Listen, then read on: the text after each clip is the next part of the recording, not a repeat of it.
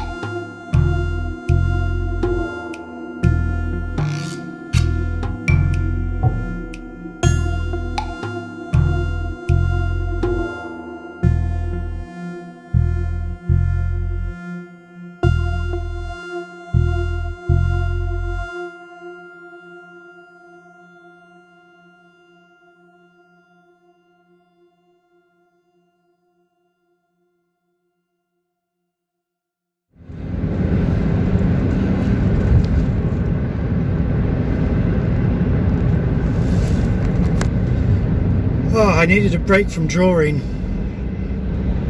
The one which I'm doing is the drawing that I couldn't finish last night. So, not the one on this video. So I'll leave a link here. And it just starts to ache my hand after a while, you know, I can feel it in my tendons. I think it's just because it's hatching and I'm concentrating and trying to be careful.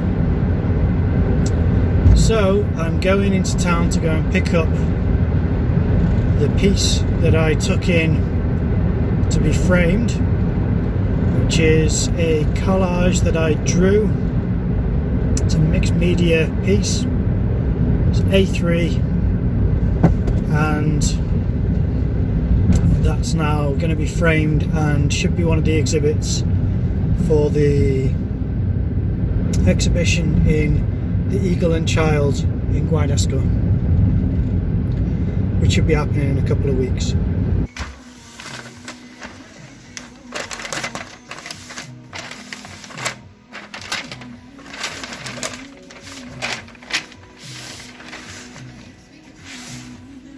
That's fantastic. Oh, that looks great.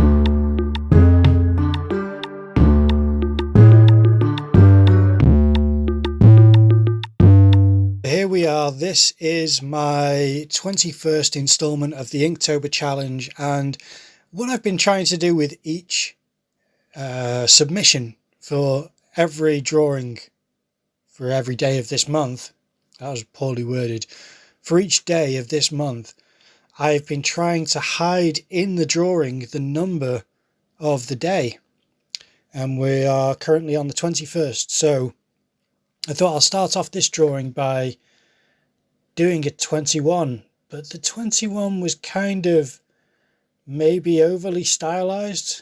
I don't know, maybe it's not really how twos look or ones, but that was just the way I decided to jump off and into this face. I knew it was going to be a face, and obviously I thought about the 21, but I thought if I just do it, the hook of the 2, when I say the hook, the bit which kind of doubles back on the 2 at the bottom, where the straight line is at the bottom, if I do that for the bottom of the nose, I thought that would be too obvious. That's surely what everyone does. And then the 1 being the other side of the nose. So I thought maybe it's more creative if I make the 2, well, you saw what I did. Start with the eyebrow and then hook around the eye. But it was a bit of a stretch. I think I could have done better. It was just trying to be, I don't know, an alternative route around putting the number inside of the drawing. So yeah, check out the other submissions, because I do that every day. I put the number somewhere in the drawing. Now, I don't always start off with the number and then create the drawing. Sometimes it's the last thing that goes in. I think the last one that I did where I started with the number was for the 9th installment, and that one worked out really well.